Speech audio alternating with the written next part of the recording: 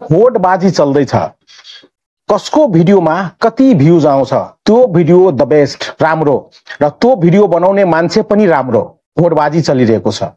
कुनै भिडियोमा थोरै भ्यूज आउँछ, कुनै भिडियोमा धेरै भ्यूज आउँछ साथीहरु। तर भिडियोमा यदि भ्यूज आउँछ भने त्यो सबैको कारणले हुन्छ। जस्तै कि थम्बनेलको कारणले हुन्छ, टाइटलको कारणले हुन्छ र तपाईले एसईओ कसरी गर्नु भएको छ आफ्नो भिडियोको त्यो कारणले पनि हुन्छ। आजको यो भिडियोमा म चाहिँ थम्बनेलको कुराकानी गर्नेछु।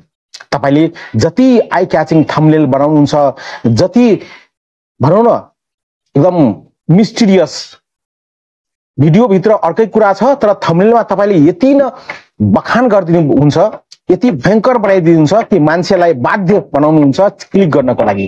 क्लिकबेट जस्तै भनौं, यस्तो प्रकारको कुरा आज छ। यदि तपाई युट्युबर हुनुहुन्छ, युट्युबमा भिडियो बनाउँदै हुनुहुन्छ भने अब सचेत हुनुपर्ने अवस्था आएको छ। किन भन्दाखेरि धेरै जनाको भिडियो डिलिट भइरहेको छ र त्यो भिडियोको कारणले गर्दाखेरि स्ट्राइक परिरहेको च्यानलमा है। अनि अपिल गर्दाखेरि पनि त्यसको कुनै जवाफ फर्काउँदैन गुगलले। किन भन्दाखेरि यो धेरै ठूलो के हो त स्प्याम हो र भायोलेसन हो। त्यसकारणले यो भायोलेसन कस्तो हो, किन हुन्छ, हामीले गर्नु हुँदैन। यदि हामीले यस्तो प्रकारको भायोलेसन गर्यो भने हाम्रो च्यानल एकैछिनमा डिलिट हुन सक्छ। हुन त होडबाजी छ कि कसरी भ्यूज ल्याउने है, धेरै चिन्ता गर्नुहुन्छ मानिसहरूले र धेरै प्रकारको आफ्नो लजिक खेल्नुहुन्छ, धेरै प्रकारको टेक्निक फिट गर्नुहुन्छ कि थम्बनेल कस्तो बनाउने ताकि भ्यूज आओस्, मानिसहरूले थम्बनेल हेर्ने बित्तिकै फटाफट क्लिक गरोस्। होडबाजी चलिरहेको छ। तर याद गर्नुस्, अब चाहिँ युट्युबले तपाईको थम्बनेलको कारणले गर्दाखेरि तपाईलाई स्ट्राइक दिन्छ र हुन सक्छ यसो हुँदाखेरि तपाईको च्यानल डिलिट हुन सक्छ। त्यसकारणले गर्दाखेरि आज मैले यो भिडियो बनाएको छु।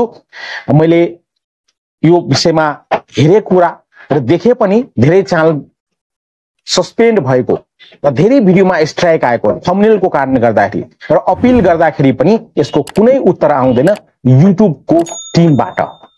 कुरा के हो त, हुन त कुनै भिडियो भित्र के छ त्यो थम्बनेलबाट थाहा हुन्छ।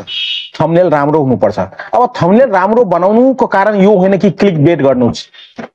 एउटा कुरा रहेको फाइनान्शियल कुराको, फाइनान्शियल है, फाइनान्शियल जति पनि तपाईको भिडियो छ खास गरेर अनलाइन अर्निङ सम्बन्धी, यसमा तपाईले कस्तो प्रकारको थम्बनेल बनाउँदाखेरि स्ट्राइक आउँछ, त्यो भिडियो डिलिट गरिनेछ युट्युबको तर्फबाट भन्दाखेरि।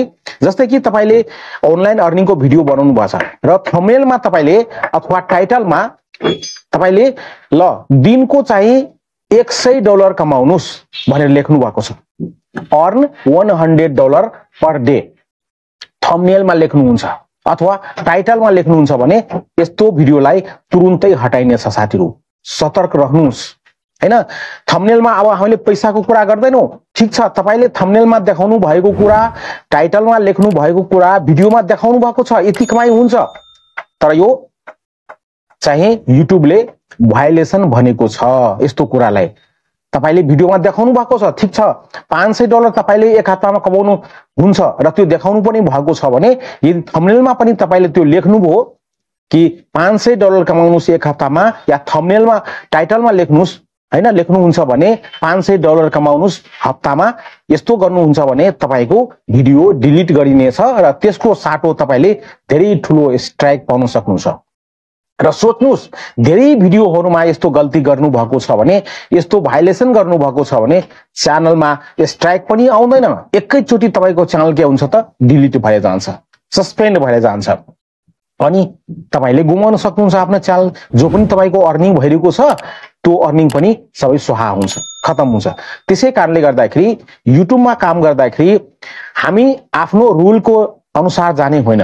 युट्युबले के नियम बनाइरहेको छ त, युट्युबले के पोलिसी बनाइरहेको छ त, त्यो अनुसारले हामीले जानुपर्ने हुन्छ।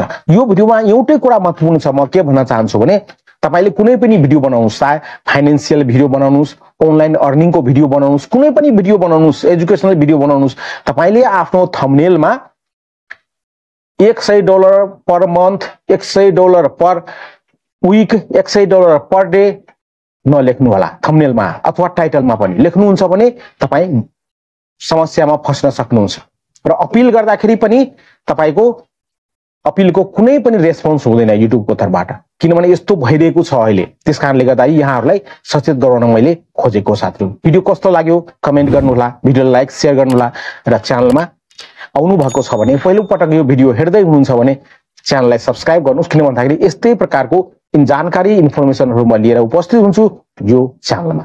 यहाँहरुको समय एकदमै शुभ होस् भन्दै आजको यो भिडियोबाट म बिदा लिन चाहन्छु। Thank you so much.